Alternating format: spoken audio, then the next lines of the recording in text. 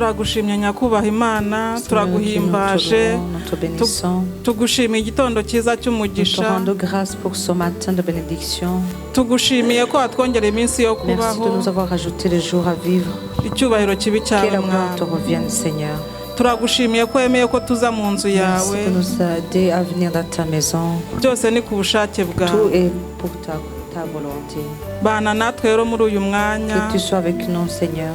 tukuragije umwanya wose turi bumara aha Mets-toi hantu entre tes mains tout le temps que nous passons devant toi. kugira ngo ubane natwe Pour que tu puisses nous aider. udushyigikire muri Que tu byose nous soutiennes en toutes choses. umuyobozi wa gahunda ntaba ari we Que l'officiante ne soit pas elle. uvuga ijambo ntaba ari we Celui qui prêche. usobanura ntaba Celui ari qui we interprète. ugira icyo avugira hano Que wese toute ntaba ari personne we qui parlera devant toi, ce ne ahubwo soit pas lui, ubwiza bwawe bugaragare mais muri que ce twe soit toi, ta gloire en nous. udushoboze muri Que byose tu nous soutiennes en toutes choses. kuko atari wowe ntacyo Parce que dushoboye si ce n'est pas toi, nous n'en ariko pouvons rien. twiringiye imbaraga Mais nous zawe avons confiance dans ta force. urakoze rero Merci Seigneur. abakiri mu nzira Que ceux qui sont ubihutishe sur le chemin ubageze te hano amahoro ramènent vite et en paix. tubashe kubana mu Que nous munezero soyons dans la joie ensemble. urakoze icyubahiro kibi cyawe Que la gloire te revienne. uhereye none ukageza iteka Maintenant ryose et à jamais. amen Amen. hareruya Alléluia. hareruya Alléluia. ndabasuhuje mu izina rya Je yesu vous salue au nom de notre Seigneur Jésus. ndabanezerewe cyane Je suis dans la joie à cause de vous. ndizera ko mumeze neza J'espère que vous allez très bien. turashima imana rero ku munsi nk'uyu Nous rendons grâce pour ce jour. nk'uko mumaze kubimenyera Comme vous avez l'habitude, buri mwaka tugira amateraniro nous ngarukamwaka avons des dimanches qui reviennent chaque année. y'ibyiciro biba hano muri eglise Les dimanches des ministères de notre église. mushobora kwicara mu mbabarire Vous pouvez vous asseoir en attendant. twahereye ku bana Nous avons murabizi commencé par les enfants, vous le savez. dukurikizaho abajene Et puis les jeunes.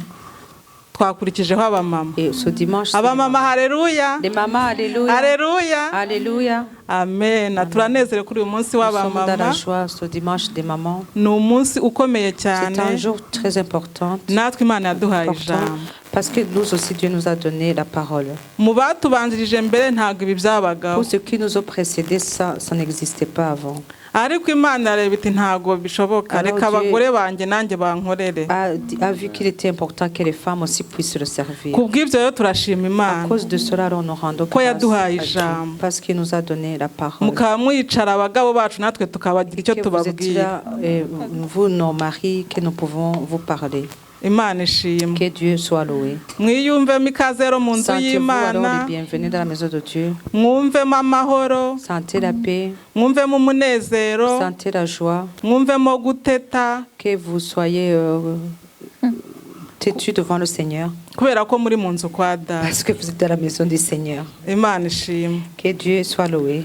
reka dutangize amateraniro yacu Commençons notre n'indirimbo culte avec le chant ya 327 mu gice 327 de kibanza la première partie. nyuma y'indirimbo turi bwumve ijambo ry'umukuru w'abamama Après le chant, nous écouterons le message de la responsable des femmes. reka Christine ayituzamurire duhagurutse En nous levant, nous allons chanter. Ni byiza kureba b'Imana bateranye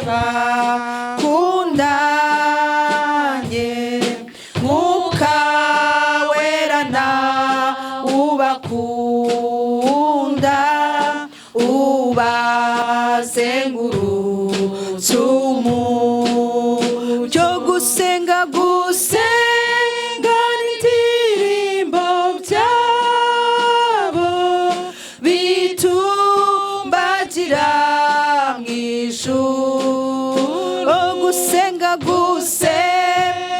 n'indirimbo byabo bitumbagira mu ijuru iyo bageze imbere yawe baje gusangirana urukundo ruva mu ijuru rurabanezeza neza cyane imitima yabo yizeye igigusingiza imitima yabo yizeye igigusingiza ubwo bugingo bubeshaho abacunguwe bahose imitima yabinezezwa n'ukwihoriro n'ibyiza itorero ryawe ritunze ubuntu bwawe busa itorero ryawe ritunze ubuntu bwawe busa mana yera mana y'urukundo twigishe gukundana neza rwose ngo duhabwe ibyo kurya byera twegere uruhimbi rwawe irari ry'imitima yacu ribi ryo guhazwa nawe irari ry'imitima yacu ribi ryo guhazwa nawe tugisubiremo mana y'urukundo twigishe gukundana neza rwose ngo duhabwe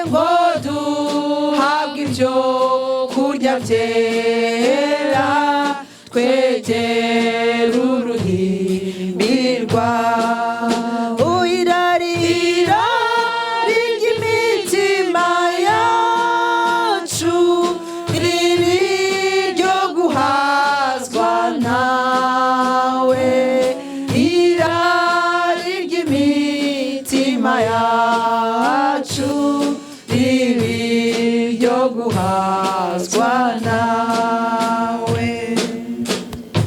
amena ngo mana y'urukundo utwigishe gukundana Dieu d'amour apprend-nous à nous aimer. urukundo ni rwo rwa mbere bene L'amour, data c'est une première chose. kuko ngo nidukundana Si nous nous aimons, nibwo bazamenya ko turi c'est abigishwa par ba cela qu'on yesu saura que nous sommes imana itwuzuza urukundo des disciples de ngo kandi Jésus-Christ. ngo kandi irari ryacu ribi ryo Que nos guhazwa envies na soient yesu d'être satisfaites par Jésus-Christ. imana ibahe Que umugisha Dieu vous bénisse. mushobora kwicara Vous pouvez vous asseoir. karibu mama janti Bienvenue, Consolé. Alléluia. Amen. Alléluia, torero ry'Imana. Alléluia, peuple de Dieu. By'umwihariko alléluia abamama. Spécialement, bonjour. Alléluia, plutôt les mamans. Imana yacu ihabwe. Que notre Dieu soit loué. Turanezerewe. Nous sommes heureux pour ce jour des mamans. Natwe Yesu yatugiriye neza. Nous aussi, Jésus nous a fait du bien. Natwe yaduhaye ijambo. Il nous a donné la parole. Reka twifashishe ijambo ry'Imana riri mu migani Appuyons-nous sur la parole qui est un proverbe, ibice 18 umurongo 20. chapitre 18, verset 22. Ubona umugore mwiza aba abonye ikintu cyiza akaba agize umugisha ahawe n'Uwiteka. Amen. Celui qui trouve une femme trouve le bonheur. C'est une grâce qu'il obtient de l'Éternel. Amen. Murabizi ko tugira amateraniro y'abamama. Vous savez que nous avons des réunions de prière pour les mamans. Bakabo nabakanguriraga kugira ngo mwohereze abadamu banyu kugira ngo tubashe gufatanya umwanya w'abamama. J'encourage les hommes à envoyer leurs femmes dans les réunions des mamans.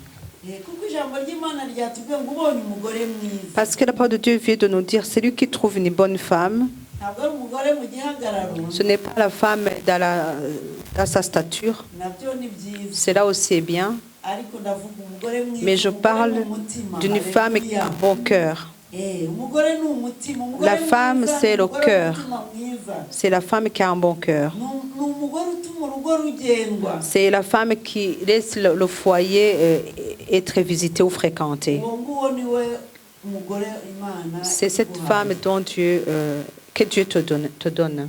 ubwo rero iyo tuza wa munsi mwumva abadamu abamama bababwira ati turajya gusenga Lorsque vous entendez les femmes vous dire c'est notre jour de prière, ntabwo tuba tuje mu by'abagore nous ne venons pas dans les blabla des femmes.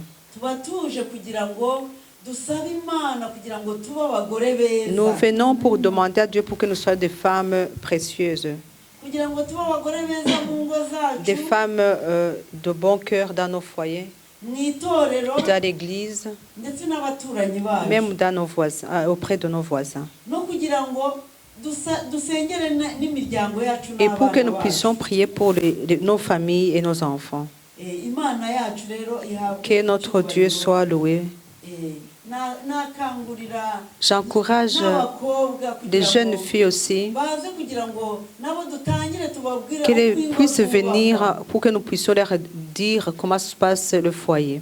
Hari igihe mumbare n'ugakanyari gato ariko rinjemo hari igihe umukobwa yambwiye ngo ntabwo yajya mu bamama ngo kubera ko ngo birirwa bavuga ngo tugomba ngo guca bugufi ngo Une jeune fille, je lui ai demandé, mais pourquoi tu ne viens pas dans les prières des femmes? Elle m'a dit, écoute, je ne viendrai pas parce qu'à chaque fois, vous parlez que les femmes doivent s'humilier, être humbles, se soumettre.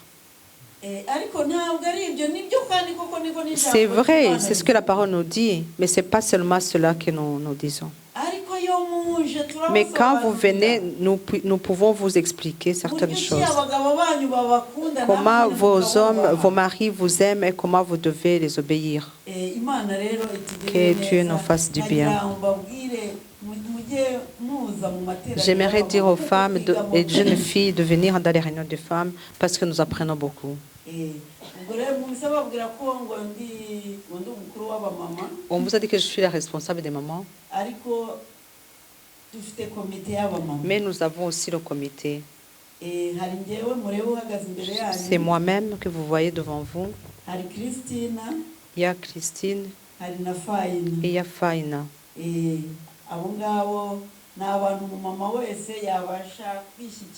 C'est ces femmes-là dont chaque maman devrait s'approcher sans problème.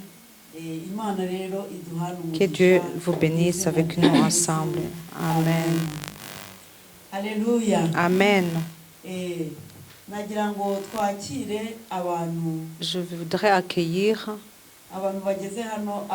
des gens qui viennent pour la première fois dans l'assemblée de dimanche. S'il y en a, ils peuvent se mettre debout. Alors, ceux qui les ont invités peuvent nous dire de qui il s'agit.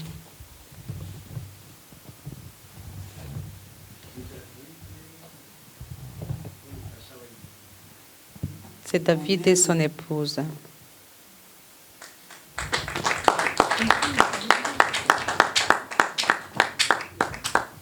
Amen.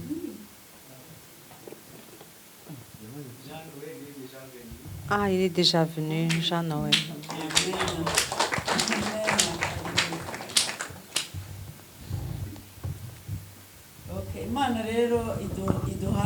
Que Dieu nous bénisse ensemble.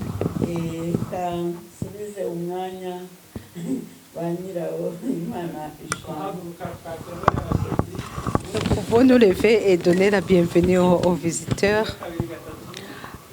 Bienvenue, chers frères et sœurs, et que Dieu vous bénisse parmi nous. Amen. Alléluia. Amen. Imana ishimwe. Que Dieu soit loué. Arakoze mama Janti. Merci à Maman Gentil. Kutwibutsa ko tugomba kujya tuza mu materaniro Qui nous y'abagore. rappelle que nous devons venir dans les réunions de prière pour femmes. Ni ukuri twungukiramo byinshi. C'est vrai, nous apprenons beaucoup dedans. tumenyeramo ubundi bwenge Nous apprenons de la sagesse. kuko haba harimo abadukuriye, Il y en a qui sont plus âgés que nous. hariho ababa bakiri Il y en batoya, a qui sont plus jeunes. rero tugenda twungurana ubwenge Nous pouvons échanger des idées bikadufasha. et cela nous aide. kandi burya ahanini Et surtout, umugore ni inkingi ikomeye y'umuryango. la femme, c'est la fondation, ou bien je sais pas, le mur porteur de la famille. kimwe n'uko ari inkingi ikomeye mu C'est itorero. comme elle est aussi un mur porteur de l'église. Itorero ribuzemo abagore sinzi uko ryaba Si rimeze. l'église manquait de femmes, je ne sais pas de quelle église il s'agit. rero abagore turi abantu bakomeye. Alors nous sommes vraiment des trésors. kuki mutavuze amen? Pourquoi vous dites pas amen? turi abantu bakomeye Nous sommes b'imbaraga déjà kandi bashoboye. très fortes, hein, qui sont Amen. capables. Amen. igihe cyose ujya wumva kuri uw'agaciro Sans toi que tu as de la valeur. imbere y'Imana n'imbere y'abantu. Devant Dieu et devant les gens. Les hommes. Imana ishimwe. Que Dieu soit loué. hari umugani mu kinyarwanda bavuga ngo En Kinyarwanda, on dit un proverbe. ukurusha umugore akurusha urugo, niba mbivuze C'est neza. lui qui a une bonne femme, a un beau foyer plus que toi, un meilleur foyer que toi. ngo ukurusha urugo akurusha ukurusha umugore akurusha Celui urugo. qui a une bonne femme a un beau foyer plus que toi. urumva rero ko ahanini urugo ari Vous umugore, comprenez bien que le foyer, la grande partie, c'est la femme. kandi koko nibyo ntabwo dusuzuguye abatware C'est pas bacu, pour les dénigrer. ariko nabo barabizi ko Et turi eux aussi ab'umumaro. le savent bien que nous sommes très précieuses. Imana yacu Que ishimwe. Dieu soit tugeze loué. mu mwanya wo guhimbaza Nous allons Imana. louer le Seigneur. reka mbasabe Je duhaguruke vous demande de vous lever. duhimbaze Imana Nous allons louer le tunezerewe, Seigneur avec joie, twishimye, vraiment avec joie, dufashijwemo na Devota. avec dévote. Karibu. Jésus ne change pas, Jésus ne change pas, il est le même, alléluia. Jésus ne change pas, Jésus ne change pas, il est le même, alléluia. Jésus ne change pas, Jésus ne change pas, il est le même, alléluia. Jésus ne change pas, Jésus ne change pas, il est le même, alléluia. Yahweh ne change pas, Yahweh ne change pas, il est le même, alléluia. Jésus ne change pas, Jésus ne change pas, il est le même, alléluia. Oh, manifeste-toi des sages. Manifeste-toi, descends, agis. Oh, manifeste-toi des sages. Manifeste-toi, descends, agis. Oh, Jésus ne change pas, Jésus ne change pas, il est le même, alléluia. Jésus ne change pas, Jésus ne change pas, il est le même, alléluia. Umurimo w'Imana nzawukora neza, umurimo w'Imana yampaye nzawukora nezerewe. Umurimo w'Imana yampaye nzawukora neza, umurimo w'Imana yampaye nzawukora nezerewe. Umurimo w'Imana yampaye nzawukora neza, umurimo w'Imana yampaye nzawukora nezerewe. Umurimo w'Imana yampaye nzawukora neza, umurimo w'Imana yampaye nzawukora nezerewe. Umurimo wo gukizwa nzawukora neza, umurimo w'Imana yampaye nzawukora nezerewe. Umurimo w'Imana yampaye nzawukora neza, umurimo w'Imana yampaye nzawukora nezerewe. Aho wankuye Yesu we nzahora ngukurikira, aho wankuye Yesu we nzahora ngukurikira, aho wankuye gitare nzahora ngukurikira, aho wankuye Yesu we nzahora ngukurikira, wankuye mu businzi nzahora ngukurikira, aho wankuye wankuye Yesu we nzahora ngukurikira yo wankuye mu buraya nzahora ngukurikira aho wankuye Yesu we nzahora ngukurikira yo aho wankuye Yesu we nzahora ngukurikira aho wankuye Yesu we nzahora ngukurikira yo nanjye Mana nzajya ngutambira nanjye Mana nzajya ngutambira yo nanjye Yesu nzajya ngutambira we nanjye Mana nzajya ngutambira yo kuko wampaye agakiza nzajya ngutambira we nanjye Mana nzajya ngutambira yo wampaye kukumenya nzajya ngutambira we nanjye Mana nzajya ngutambira yo nanjye Mana nzajya ngutambira we nanjye Mana nzajya ngutambira yo kuko wangiriye neza nzajya ngutambira we nanjye Mana nzajya ngutambira yo umva yangiriye neza umva yangiriye neza kuko yangiriye neza umva yangiriye neza umwami kuko yangiriye neza umva yangiriye neza yemwe umva yangiriye neza umva yangiriye neza kuko yampaye agakiza umva yangiriye neza Yesu kuko yampaye amahoro umva yangiriye neza umva yangiriye neza umva yangiriye neza umva yangiriye neza umva yangiriye neza aho wankuye Yesu we nzahora ngukurikira aho wankuye Yesu we nzahora ngukurikira aho wankuye mwami we nzahora ngukurikira aho wankuye Yesu we nzahora ngukurikira aho wankuye Yesu we nzahora ngukurikira aho wankuye Yesu we nzahora ngukurikira Haleluya. Shima Imana, ushima Imana aho yagukuye. Shima Imana ko yagukuye mu bikomeye. Zamura ijwi ryawe usenga Imana. Yesu turagushimye.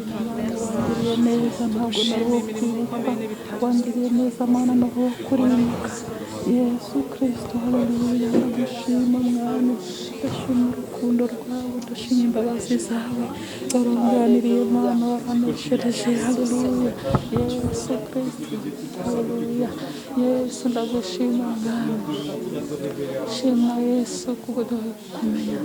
Witeka nyakubaha Imana, turaguhimbaje, turagusingije, tuzamuye amashimwe, Data wadukuye ahakomeye, warakoze mwami, Data warakoze, komeza utwuzuza imbaraga, komeza uturinde gusubira inyuma, kuko inyuma nta cyiza kiriyo, ahubwo dutera intambwe tujya imbere, dushoboze nyakubaha Imana, dushoboze rwose, kuko tugufite dufite byose, nibyo byiringiro dufite. Amen. Amen.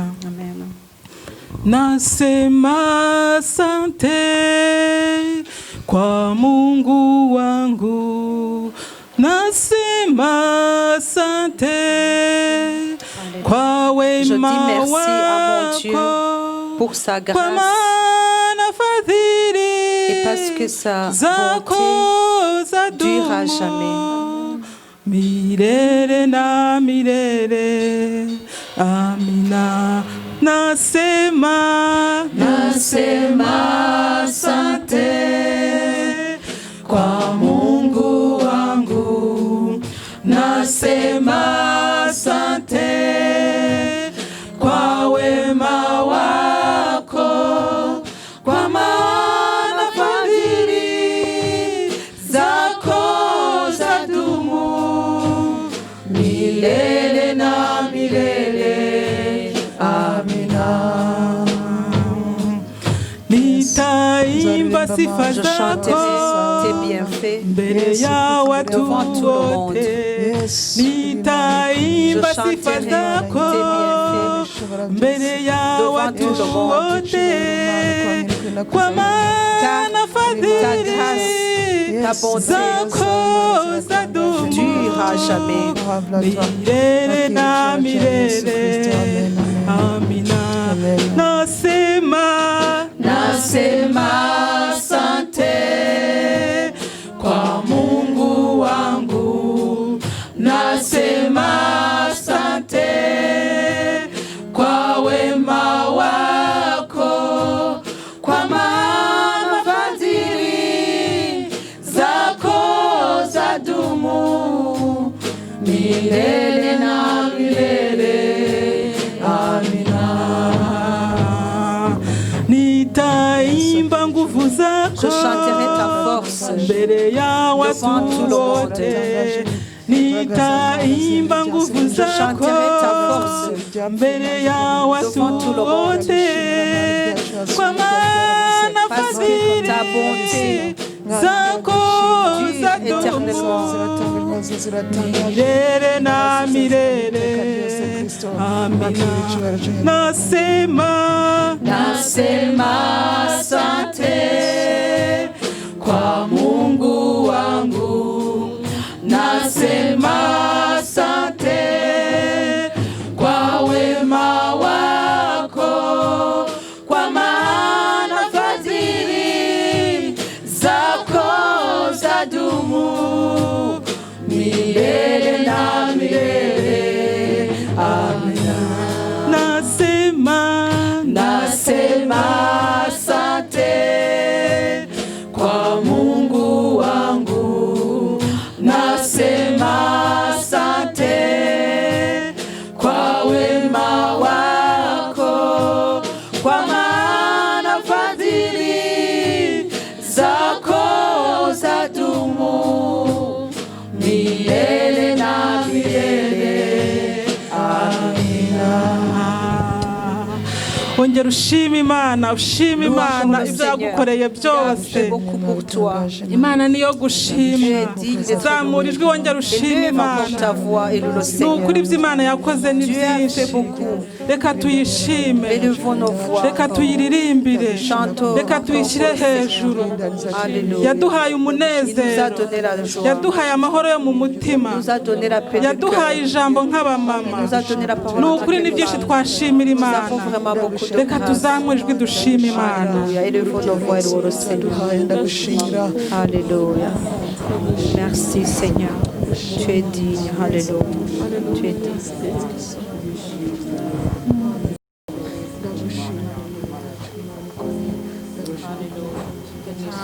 Asante Yesu, asante kubwa byose. Amen. Amen. Reka Christine adushiraho nawe yo guhamya ntoya yo kuramya yo mu Gifaransa. Un petit chant français d'adoration. Alléluia. Nous allons chanter un chœur qui dit Jéhovah est son nom. Amen. Ce matin, Jéhovah est son nom. Alléluia. Il n'a pas changé de nom. Il n'a pas changé. Alléluia. Il est toujours le même. Alléluia. Quand je chante, commence à prier, à adorer le Seigneur. Alléluia. Jéhovah est son nom.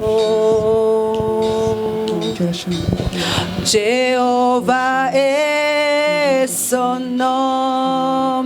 Jéhovah est son nom. Jéhovah est son nom. Jéhovah est son nom. Jéhovah. Je vous entends pas chanter.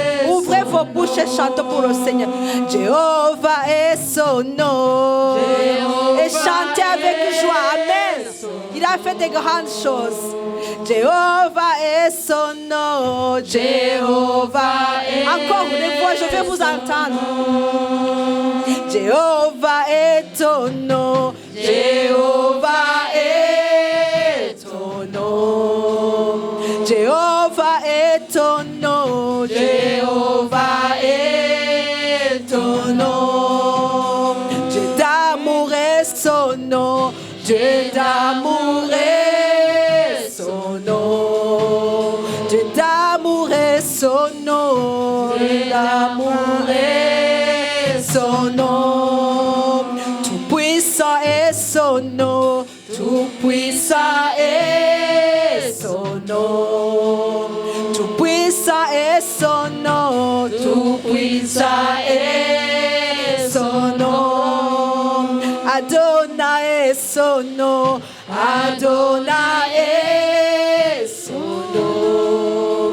Adonai est son nom, Adonai est son nom. Puissant guerrier, puissant guerrier, fort d'aller. Chantez-le fort, alléluia. Il est puissant, il est avec nous, alléluia. Puissant guerrier, puissant guerrier, fort d'aller combat. Jéhovah est son nom.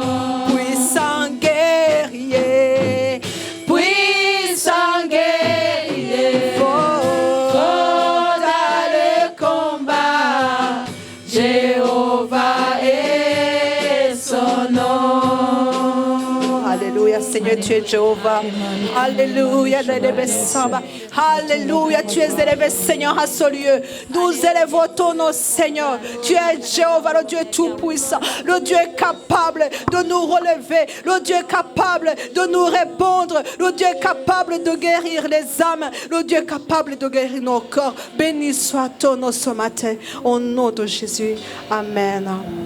Alléluia. Amen, amen. mushaka kwicara mu bwiza bw'Imana de la présence du Seigneur. akanya gasigaye reka ngahe pasiteri abagezeho igikurikiye. Shalom, shalom. Vous annoncez la suite. Soyez dans la paix. Amen. Gloire, gloire à l'agneau. Chante gloire, gloire. Chante gloire, gloire.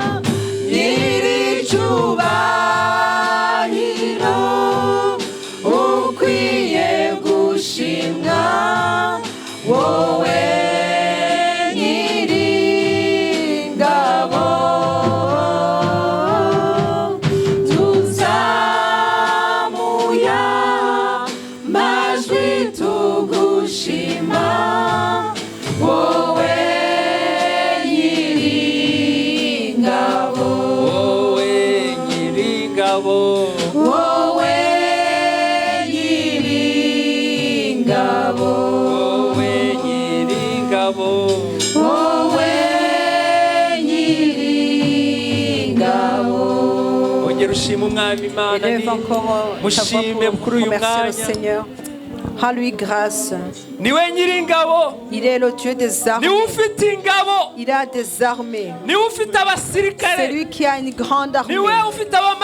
C'est lui qui a des anges qui combattent pour nous. Élevons-le. Oh, yes. urakwiye Tu es digne guhimbazwa, d'être glorifié. urakwiye gushyirwa Tu es digne hejuru, d'être élevé, Seigneur. urakomeye, Tu es urahebuje, puissant, Seigneur, au-dessus urakomeye de toutes kurusha abami bo mu choses. Tu es isi, puissant plus que le roi de ce urakomeye monde. kurusha ibihugu Tu bikomeye es byo ku puissant isi. plus que les puissants de ce Uri monde. umwami, Tu es le roi. uri umwami, Tu es le roi. icyubahiro n'ikibi Que cyawe la gloire te revienne. none n'iteka ryose. Maintenant et à jamais.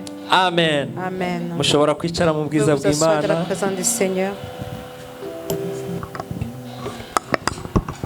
Mwaramutse, Bonjour. Yesu ashimwe. Que Jésus soit loué. Haleluya. Amen. Abo tutakiriye baje twatangiye turabakiriye Nous mwese recevons aussi ceux qui mu sont izina venus ry'umwami après. wacu Yesu Kristo. Au nom de Jésus-Christ, notre Mwiyumve Seigneur. ikaze Sentez-vous les bienvenus muri iyi nzu ya so, dans la maison de votre ni Père. inzu ya papa wanyu, C'est la maison de votre ni Père. nawe papa wacu. C'est notre papa aussi. Amen. Amen.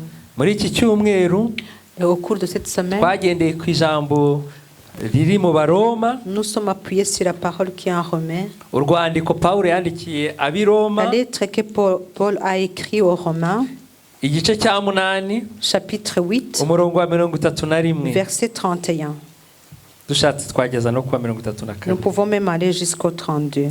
Nuko ngo ubwo bimeze bityo tuvuge iki? Ubwo Imana iri mu ruhande rwacu, umubisha wacu ninde? Mbese ubwo itimanye umwana wayo ikamutanga ku bwacu twese, izabura ite kumuduhana n'ibindi byose? Amen. Que dirons-nous donc à l'égard de ces choses? Si Dieu est pour nous, qui sera contre nous? Lui qui n'a point épargné son propre Fils, mais qui l'a livré pour nous tous, comment ne nous donnera-t-il pas aussi toutes choses avec lui? Niba Imana iri mu ruhande rwawe, Si Dieu est de ton côté, niba Imana muri inshuti, si Dieu est ton ami, niba Imana muri mu ruhande rumwe, si Dieu est avec toi dans le même nta camp, kintu na kimwe rien kigomba kugutera ne ubwoba. doit te faire peur. Haleluya. Amen. Nta kintu na kimwe kigomba Rien ne doit te kugutera faire ubwoba. peur. Ngo niba Imana iri mu ruhande Si rwacu, Dieu est avec niba nous, Imana iri mu ruhande rwawe, si Dieu est avec niba toi, Imana iri mu ruhande rw'umuryango si wawe, Dieu est avec ta niba famille, Imana iri mu ruhande si rw'abo Dieu muvukana, est pour ceux les gens avec qui vous, niba Imana iri mu ruhande dans la même rw'umugabo famille. wawe, Si Dieu est du côté de ton mari, mu ruhande rw'abana bawe, du côté de tes enfants, umubisha wanyu alors quel est azaba nde? votre ennemi? Haleluya. Amen. Ntacyo ugomba Tu gutinya, ne dois en rien ugomba craindre. kumva yuko Imana iri mu ruhande Tu dois rwawe. sentir que Dieu est avec toi. Twabonye yuko ikintu kitubuza ko Imana iba mu ruhande Nous avons rwacu vu que les choses qui nous fait que Dieu est contre nous, ni icyaha. c'est le péché. Iyo ufite icyaha, Quand tu as le iyo uri péché en toi, umunyabyaha, quand tu es un iyo ugendera pécheur, mu byaha, quand tu marches iyo dans le ukora péché, ibyaha, quand tu iyo fais le ukunda péché, kubeshya, quand tu aimes ugakunda mentir, kwiba, et que tu aimes ugakunda voler, gusambana, et que tu aimes ugakunda kurarikira, forniquer, ugakunda et que tu aimes gutikura, envier, que tu ugakunda aimes amener kwangana, des querelles et que tu aimes haïr les gens, ntabwo uba uri mu ruhande tu n'es rw'Imana, pas du côté de Dieu. ahubwo Imana irakurwanya. Alors là, Dieu va te combattre. Ariko ngo niba Imana iri mu ruhande Mais si rwawe, alors Dieu est de ton côté, ngo umubisha wawe alors azabane qui est ton ennemi? nawe. Personne. Ngo niba yaratanze Yesu, S'il a donné Jésus-Christ, izabura ite comment il va, kuguha ibindi byose uyisabye? qu'est-ce qui va l'empêcher de te donner toute autre chose que tu vas lui demander? Haleluya.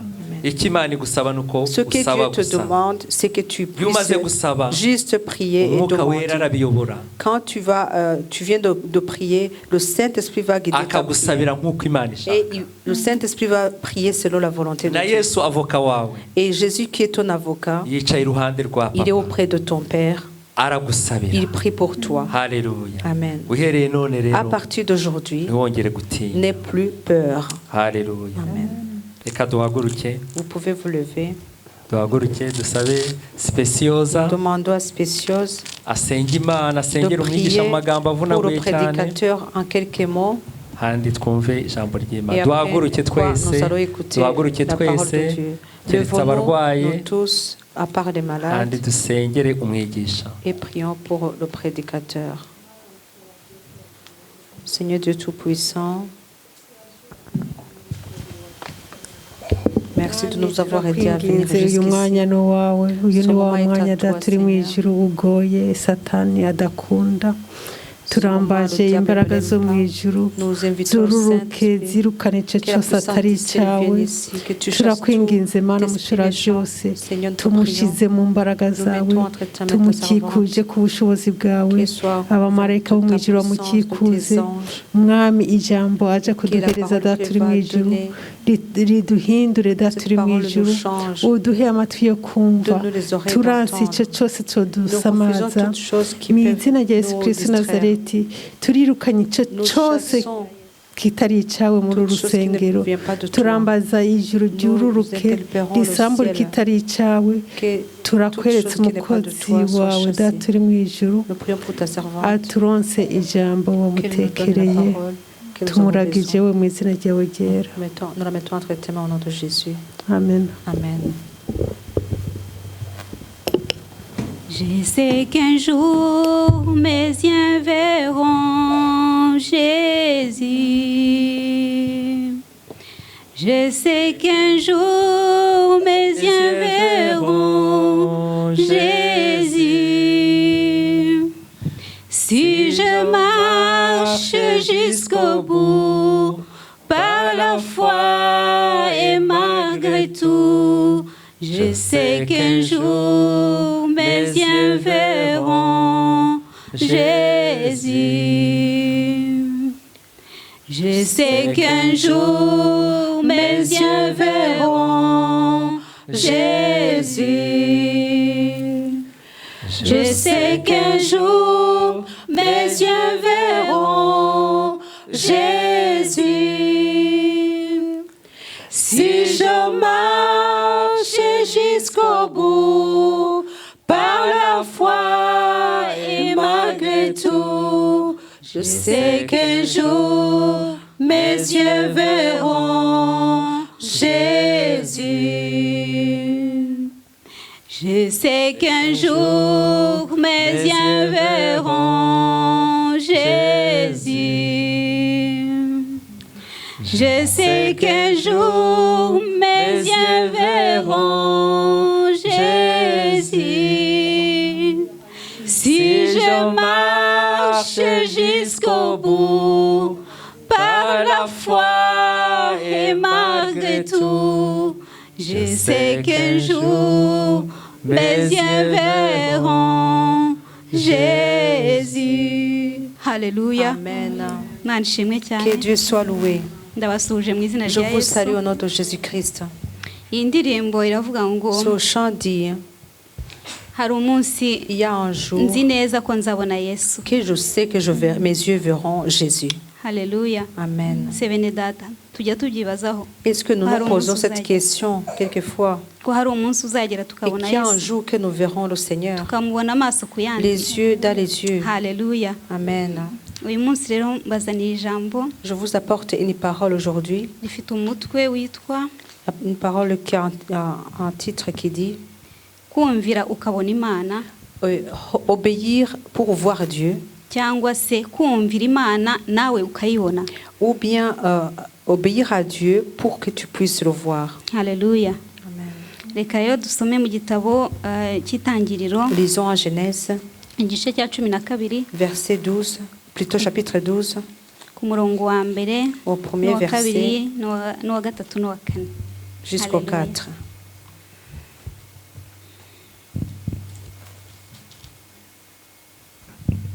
Gasome mu izina rya Je vais lire au Yesu. nom de Jésus-Christ. Uwiteka ategeka Aburahamu ati va mu gihugu cyanyu usige umuryango wanyu n'inzu ya so ujye mu gihugu nzakwereka. Nzaguhindura ubwoko bukomeye, nzaguha umugisha, nzogeza izina ryawe uzabe umugisha. Kandi nzaha umugisha abakwifuriza umugisha, kandi uzakuvuma nzamuvuma. Kandi muri wowe nimo imiryango yose yo mu isi izaherwa umugisha. Alléluia. Amen. L'Éternel dit à Abraham, va-t'en de ton pays, de ta patrie et de la maison de ton père, dans le pays que je te montrerai. Je ferai de toi une grande nation et je te bénirai. Je rendrai ton nom grand et tu seras une source de bénédiction. Je bénirai ceux qui te béniront, et je maudirai ceux qui te maudiront. Et toutes les familles de la terre seront bénies en toi. Amen. Reka dukomeze ku murongo wa 4. Verset 4. Aburahamu aragenda nk'uko Uwiteka yamutegetse. Loti ajyana nawe ubwo yavaga i Harani. Aburahamu yari amaze imyaka 75 avutse. Abraham partit comme l'Éternel lui avait dit, et Lot partit avec lui. Abraham était âgé de 75 ans lorsqu'il sortit de Charan. Haleluya. Amen. Hano twumvise ko muri Bibiliya ntago batubwira ko Aburahamu yari umuhanuzi cyangwa se yari umuvugabutumwa. Dans la Bible, on ne nous montre pas qu'Abraham était un prophète ou un prédicateur. Ahubwo ngo yumviraga Imana. Mais c'est un homme qui a écouté la voix de Dieu et qui l'a obéi. Ahubwo yari afite umwuka wo kumvira Imana no guca bugufi. Il avait un esprit d'écouter et d'obéir à Dieu et de s'humilier. Hano twabonye ko yumvise ijwi ry'Imana. Il a entendu la voix de Dieu. Agahaguruka akumvira Imana akagenda. Et il se levait et il est parti. Haleluya. Amen. Muri iri somo nge numvishemo amagambo akomeye atatu. J'ai compris 3 mots importants dans cette parole. Hari ukuva gusiga. Il y a le fait de quitter, d'abandonner no kujya et d'aller. Haleluya. Amen. Hano Abrahamu yaremeye arahaguruka aragenda. Abraham a accepté de se lever et de partir. Atitaye kubyo agiye gusiga. Il n'a pas pris compte de ce qu'il allait laisser. Ariko kubwo kwishingira kwijwi ry'Imana arahaguruka aragenda. Par le fait qu'il s'appuyait à la parole de Dieu, il s'est levé et il est parti. Haleluya. Amen. Rero ndabisanisha ese twebwe uko twahagurutse dusanga Imana. Je peux relier cela à comment nous sommes levés pour suivre le Seigneur. Natwe dufite aho twavuye. Nous avons un passé. Dufite ibyo twasize. Nous avons des choses que nous avons abandonnées. Dufite naho turi ubungubu. Et nous avons l'état dans lequel nous sommes aujourd'hui. Tukaba turi hano mu nzu y'Imana. Nous sommes maintenant dans la maison de l'Éternel. Ngo twasize ibyaha. Nous avons laissé nos péchés. Dusiga ibyatutanyaga n'Imana. Nous avons abandonné ce qui nous séparait de Dieu. Kugira ngo tuyikurikire. Pour pouvoir le suivre. Haleluya. Kugira ngo twarekuye ibyarindamu zacu. Lâcher ou jeter ce qui était notre gain. Hano Paulo arabivuga neza. Paul le dit. Mu Bafilipi igice cya 3. En Philippiens chapitre 3. Umurongo wa 7 verset 4 jusqu'à 8.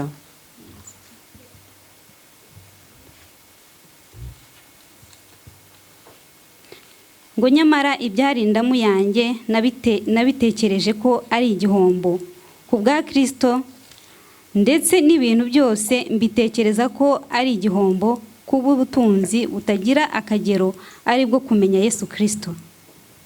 Alléluia. Amen. Mais ces choses qui étaient pour moi des gains, je les ai regardées comme une perte à cause de Christ.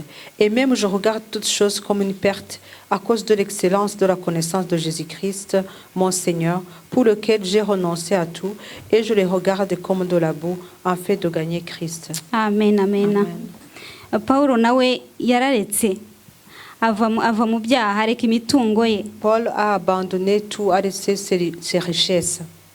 Ku buryo hari aho hano akomeza avuga ati ndetse nabirebye nk'amase. Qu'il a regardé les choses du monde comme de la boue. Kugira ngo akurikire Yesu. En fait de pouvoir gagner Christ. Haleluya. Amen. Kugira ngo rero ukurikire Yesu bene data. Pour pouvoir suivre Jésus-Christ. Kugira ngo tumukurikire. Pour pouvoir le suivre. Nukumwumvira nta kindi. Il faut l'obéir. Hanyuma tukamubona. Et puis nous le voyons par après. Haleluya. Twongere dusome mu Itangiriro. Nous pouvons lire encore en Genèse. Igice cya 22. Chapitre 22.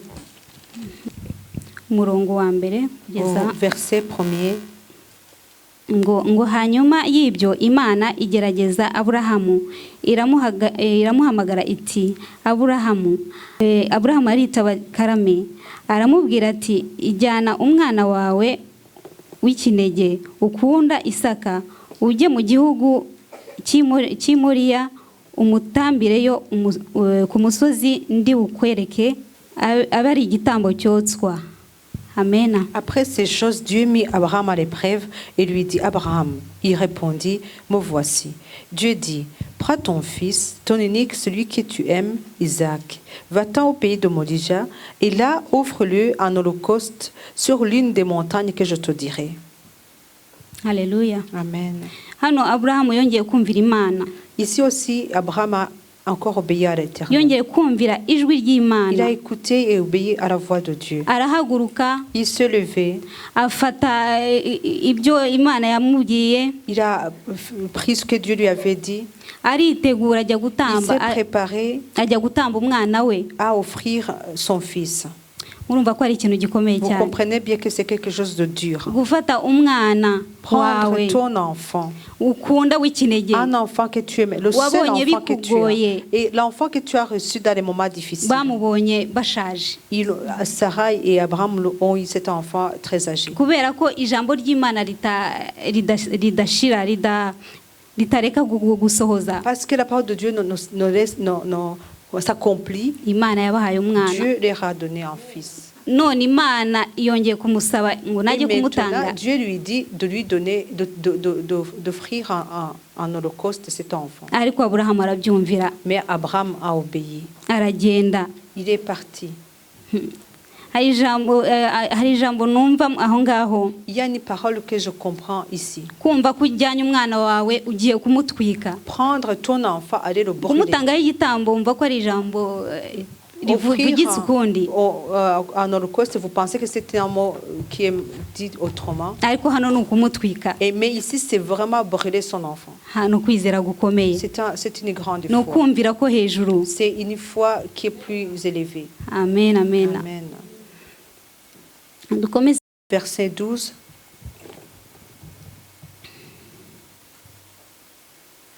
Aramubwira ati, ntukoze ukuboko kuri uwo muhungu, ntugire icyo umutwara, kuko ubumenye yuko wubaha Imana, kuko utanyimye umwana wawe w'ikinege. Alléluia. L'ange dit, n'avance pas ta main sur l'enfant et ne lui fais rien, car je sais maintenant que tu crains Dieu et que tu ne m'as pas refusé ton fils, ton unique. Alléluia, alléluia. Hano Abrahamu yongeye kubona Imana. Ici, Abraham a vu encore Dieu. Kuko Imana yabonye ko yamwumviye. Parce que Dieu a bien vu qu'Abraham lui avait obéi. Irangije itanga intama mu cyimbo cy'umwana wa Abrahamu. Alors Dieu lui-même a donné un bélier à la place de iramubuza gutamba umwana we. Alors il lui a empêché d'offrir son fils en Imana holocauste. ishimwe cyane. Que Dieu soit loué. Abrahamu yabonye Imana, yongeye kubona Abraham a Imana. encore vu le Seigneur. Ese twebwe bane data, Et nous, mujya mwibaza ko frères et mubona sœurs, Imana? vous voyez Dieu ou pas?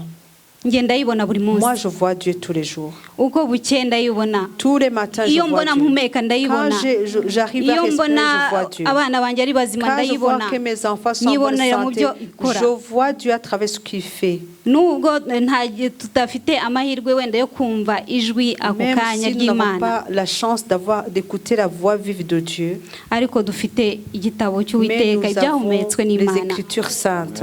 tugomba Nous kugenderaho. devons, c'est notre ligne de conduite. Haleluya. Amen. Mu Bami wa kabiri Regardons encore en 2 Rois, igice cya 20, chapitre 20. ntabwo tuhasoma Nous n'allons ariko pas tout lire. turahavuga. Nous allons parler de ce chapitre. Muzasome kuva ku murongo wa mbere Vous kugeza ku wa pourrez gatandatu. lire au premier verset jusqu'au verset 6. Naho ngiye kuvuga ku mwami Je Hezekiya, vais parler du roi Ézéchias. nawe yabanaga n'Imana. C'est un roi qui marchait avec Dieu. Ndetse muri Bibiliya haravuga ko yumviraga Imana kurusha abandi bose. Et dans la Bible, il est écrit qu'il obéissait à Dieu plus que les autres rois.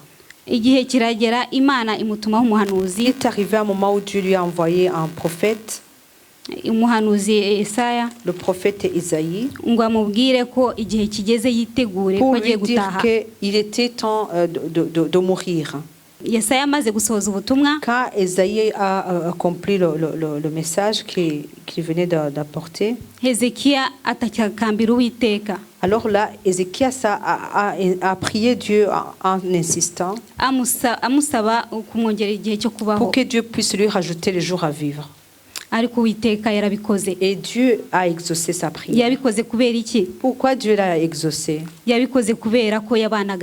a exaucé parce qu'il marchait avec lui. Il obéissait.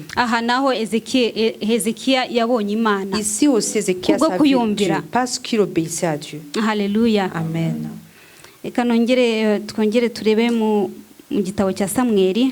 Regardons aussi en 2 Samuel, chapitre 9. Vous pourrez lire également chez vous. C'est l'histoire de David. Quand David n'était pas encore roi, il vivait bien, il avait une bonne relation avec Jonathan, le fils du roi Saül. Alors lorsque David est devenu roi, Jonathan n'était plus.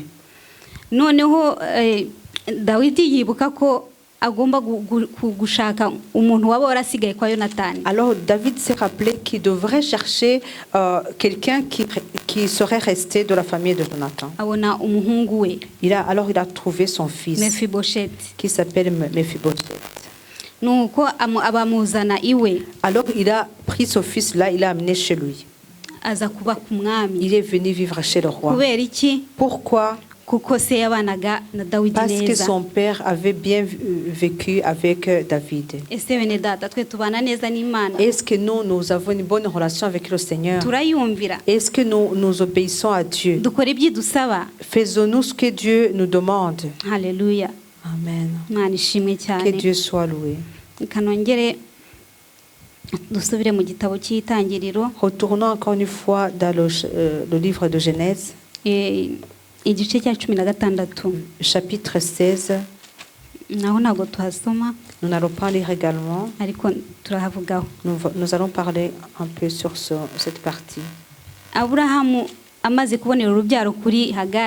Lorsque Abraham a eu un enfant avec sa servante Agar, Agar a commencé à désobéir à sa maîtresse Sarai. Parce que Sarai n'avait pas d'enfant.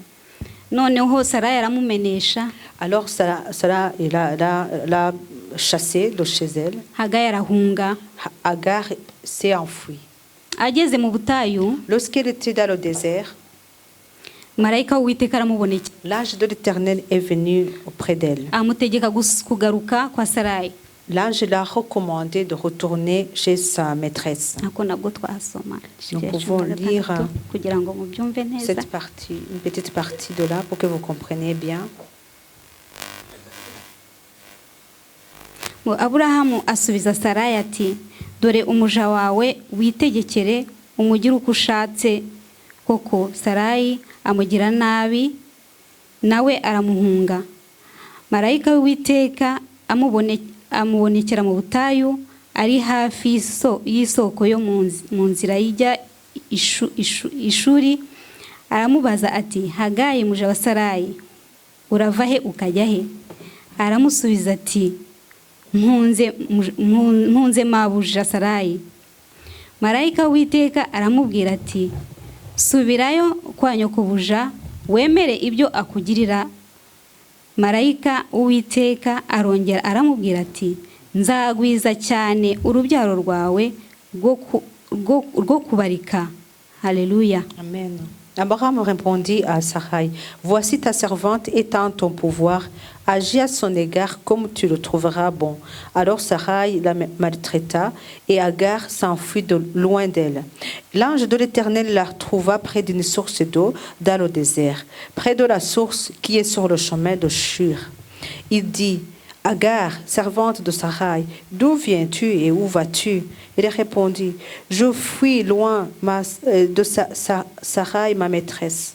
L'ange de l'Éternel lui dit, retourne vers ta maîtresse et humilie-toi sous sa main.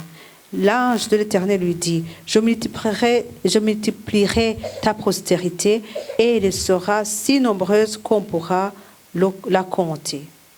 Alléluia. Amen. Hagayi yabonye Imana.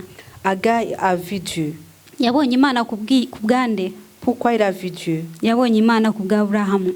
à cause d'Abraham. kuko Aburahamu yumviraga Imana. Parce qu'Abraham obéissait à none ni ukuvuga l'Éternel. ko ibimukomokaho byose Ça veut dire que tout ce qui vient d'Abraham nabyo byungukiyemo. reçoit la bénédiction. Haleluya.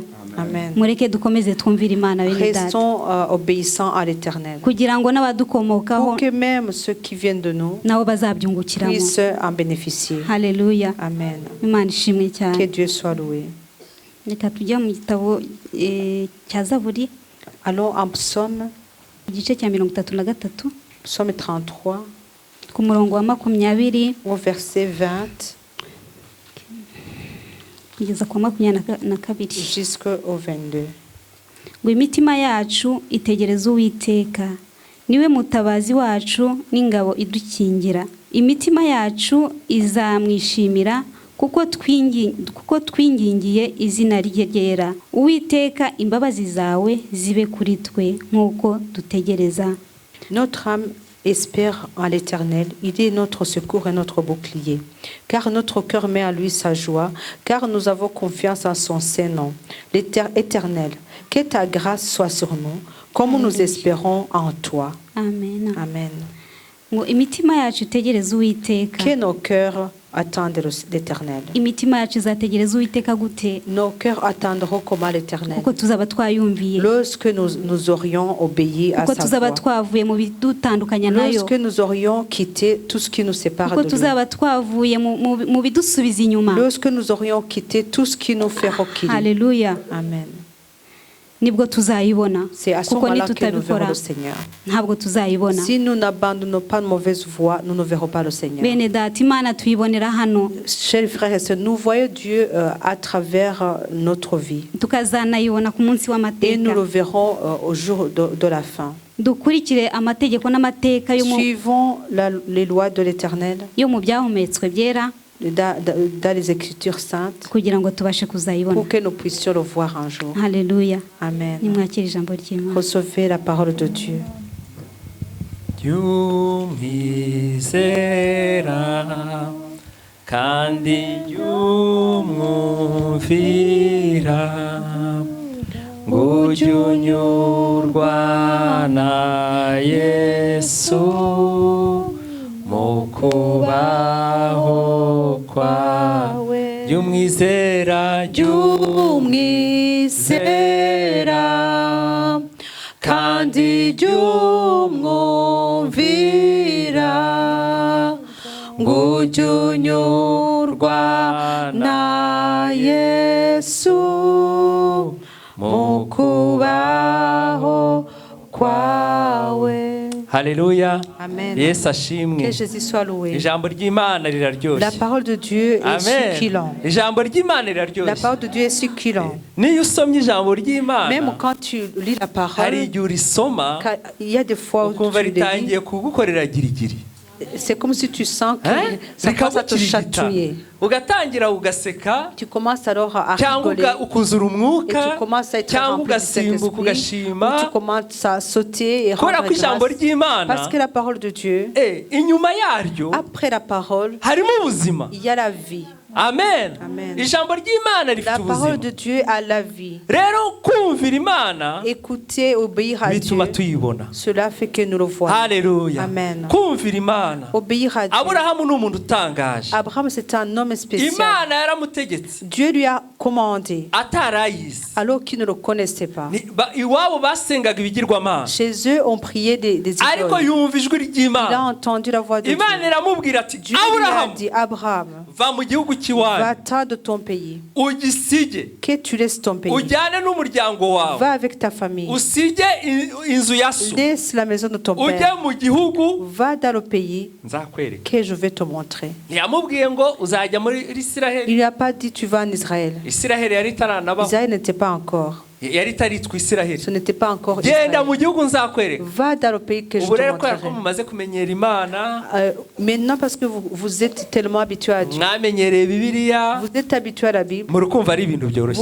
vous pensez que c'est facile. Ese undi yagiye si none se. Il est parti, il Et est alors? parti. Et alors, là, Noneho reka tubikure kuri Aburahamu. maintenant, quittons le camp d'Abraham. Reka tubyizaneho noneho. Mettons cette situation devant nous. Imana iraje, Dieu uraryamye, Tu amen. dors, uraryamye nijoro Tu dors chez toi la nuit. ukumva ijwi Tu ry'Imana entends une voix. Imana ikakubwira ngo David La voix qui dit David, David, va i Buruseli quitte Bruxelles. ugende hari igihugu nzakwereka Tu vas, je te montrerai un pays. ukabwira madamu wawe Tu dis à ton épouse, ati Imana irambwiye ngo Dieu me ugende dit de partir. ubu ndagiye Maintenant je pars. nuba ushaka ngwino tujyane Si tu veux, ese viens. turajya hehe Et ta femme te dit, tu vas où? turajya hehe Où allons-nous? ntabwo yambwiye aho tugiye Et Dieu ne m'a pas dit où nous allons. aravuga ati sava urukumva bikimeze Non, neza sa femme lui demanderait, mais est-ce que tu uragiye sens Oya, bien que ntituvugishe tout va ukuri. bien? Ni bande hano Sincèrement. ninde hano Imana yabwira Qui ikamubwira aujourd'hui iti Dieu dirait, ikamubwira ngo Karine ndagiye genda ukavuga Karine, ngo bouge-toi, ubu va. ndagiye Et ugeze tu nous dis, je m'en ikubwiye ni vais. Burundi Il ne dit pas si tu vas ikubwiye au ni muri Burundi. Afghanistani Il ne dit pas si tu es en Afghanistan. ukajya muri garderobe Et tu vas dans ta garde-robe, commence à chercher les habits, mettre dans la valise et tu dis que tu vas. La vérité, disons-nous la vérité. uwagenda ninde C'est qui partirait?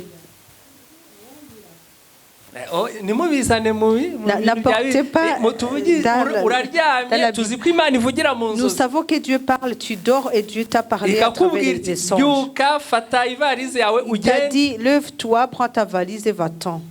ariko Aburahamu Mais Abraham, amen Aburahamu Abraham, Imana yaravuze Dieu a parlé. ositodi ikibimubwira ahita abikora. amen Amen. abwira Sara Il a dit Sara à Sarah, tugende Sarai, on y va. Aburahamu aba arasohotse Abraham est Loti sorti. ati mutansiga Et l'autre a dit, ne me laissez nta pas. n'ijwi yari yumvishe Lui, il n'avait même pas entendu la voix. yumvishe ijwi rya Aburahamu Il a entendu juste la voix d'Abraham. niyo mpamvu yabateye ibibazo mu nzira C'est pour cela qu'il les a apporté des problèmes. sur le chemin. aragenda Alors il est parti. amen ariko ijwi ry'Imana Mais la voix de Dieu rigendana n'amasezerano va avec les promesses.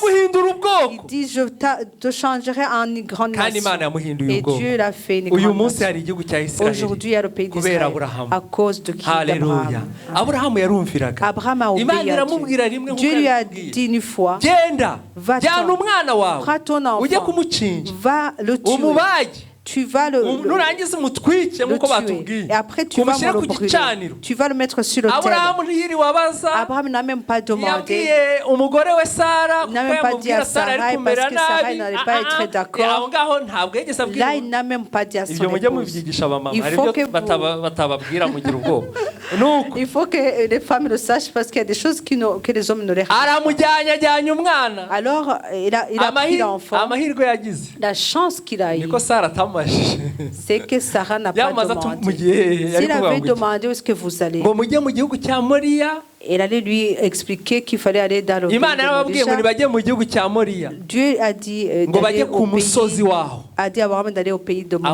Aburahamu arubaha Alors niyo Abraham a mpamvu obéi. Aburahamu ari sekuruza C'est pour wabize ça qu'Abraham est le grand-père de ceux qui ont ese la foi. yabonye Imana cyangwa Est-ce ntiyayibonye qu'il a vu Dieu ou pas? yarayibonye Il a vu Dieu. mwibuke abagabo batatu Rappelez-vous baramusuye qu'Abraham a reçu 3 asangira hommes. nabo Il a mangé avec Aburahamu eux. yasangiye Il n'Imana a mangé babiri avec bagiye i Dieu. Sodomu Dieu sont uwa partis à gatatu ntabwo Sodome. tuzi aho Le yagiye troisième, nous ne savons ariko pas uwa ce qu'il est gatatu allé. yari Imana Mais le troisième était Dieu. haleluya Amen. Aburahamu yabonye Abraham Imana a vu iyo Dieu. wumviye Quand tu obéis, ubona Imana tu vois alors Dieu. Sawuli yarasuzuguye Saül a désobéi. ijambo ry'Imana La riratubwira parole de ngo Dieu nous dit ngo que agisha inama il a Imana demandé conseil à amaze Dieu gusuzugura Imana alors qu'il venait de le désobéir. Imana ngo Alors ntiyamusubiza Dieu n'a même pas parlé. ntiyamusubiza Il ari mu n'a pas nzozi répondu, ni dans les ntiyamusubiza songes, na Urimu même par le ntiyamusubiza no mu buhanuzi même pas dans la prophétie. Sawuli ajya Alors où est-ce qu'il est allé seul? ajya ku murozi niko Il navuga est cyangwa allé ku mucuraguzi chez ku mupfumu une voyante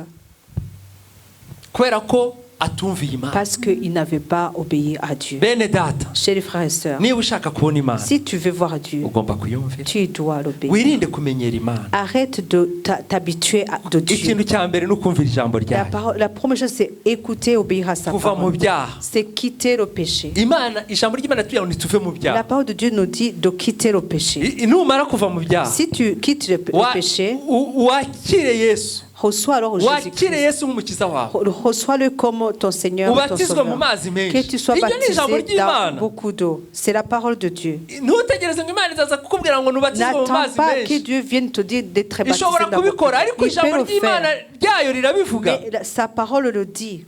batizwa mu mazi menshi. Alors va te faire baptiser. Tangira usenge usaba umwuka wera. Commence à prier et demande d'être rempli du Saint-Esprit. Ubundi ubwira abantu Alors ibyo Yesu va yagukoreye. annoncer ce que Dieu a fait pour toi. Kugaruka kwe. Et alors attends son retour. Il n'y a pas autre chose à Imana faire itugirire neza. que Dieu puisse nous faire Niba du bien. ushaka gufata icyemezo Alors si tu devais aujourd'hui décider de prendre une décision cyo kujya wumvira Imana, d'obéir à Dieu ukavuga ati Mana en disant Seigneur aide-moi pour que je puisse t'obéir, pour que je ne sois pas comme Saül, que je sois comme Abraham. wahaguruka tugasenga. Alors tu peux te lever. Ukavuga uti nzajya On va mwumvira prier Mana. le Seigneur Nuzajya en umbwira disant mu Seigneur, nzozi, je vais maintenant nzi neza ko ari wowe t'obéir. Si wavuze, tu me parles par le songe et que je sais que c'est toi qui as Numbwira parlé, je mu vais buhanuzi, t'obéir. Si tu parles par la ari wowe wavuze atari prophétie ubuhanuzi et que ce bw'ibinyoma, soit toi, que ce n'est pas des prophéties de mensonges, de fausses prophéties, nzakumvira. alors là je vais t'obéir. Numbwira uburyo bwose mu Si tu ijambo me ryawe, parles par ta parole nzakumvira. d'une manière ou d'une autre, Haguruka. je vais t'obéir. Haguruka. Alors lève-toi. kandi niba ushaka kubona Imana, Si tu veux vraiment voir haguruka Dieu, tugusengere. lève-toi. Haguruka. Lève-toi.